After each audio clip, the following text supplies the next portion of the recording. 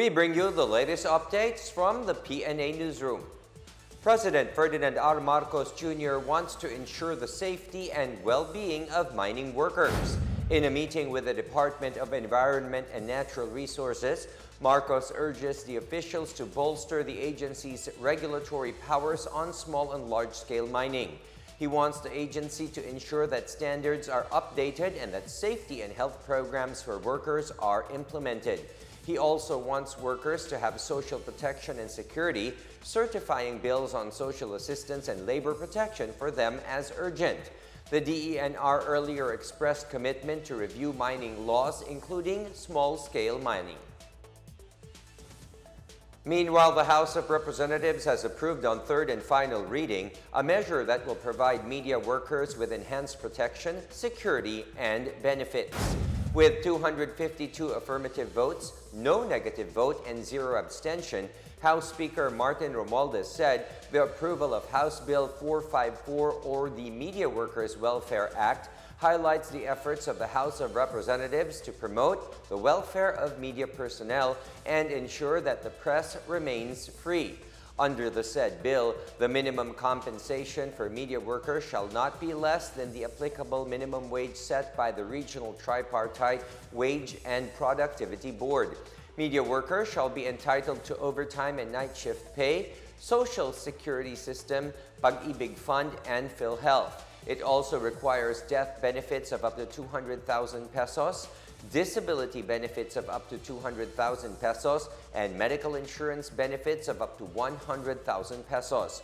Media workers are also required to physically report for work in dangerous places such as embattled and disease-stricken areas with hazard pay of 500 pesos per day. The House of Representatives has approved on second reading House Bill 4477, which will amend Republic Act No. 10361, also known as the Domestic Workers Act or Batas Kasambahay.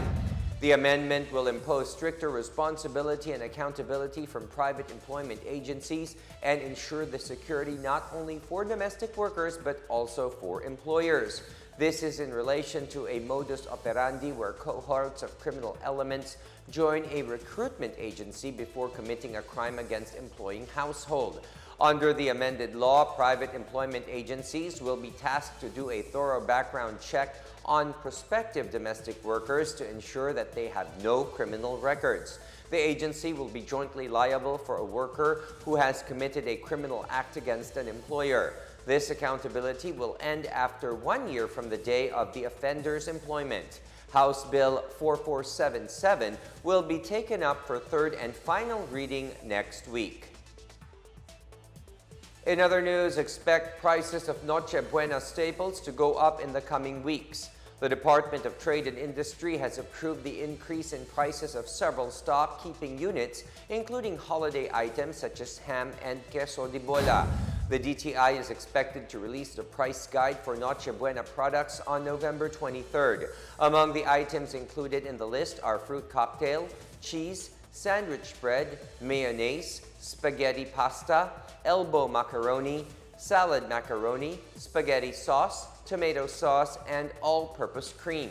About 94 items have increased their prices by more than 10%.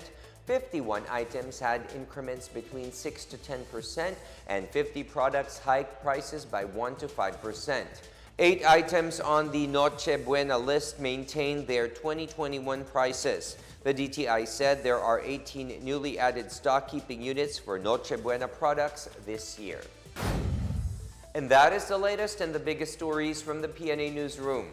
For more news content, visit our webpage or head onto the Philippine News Agency's Facebook and Twitter accounts. We are also shown on the social media pages of the Office of the Press Secretary and on Radio Pilipinas, RP1. Stay tuned for more news updates. I am William Theo. We tell stories that inspire change.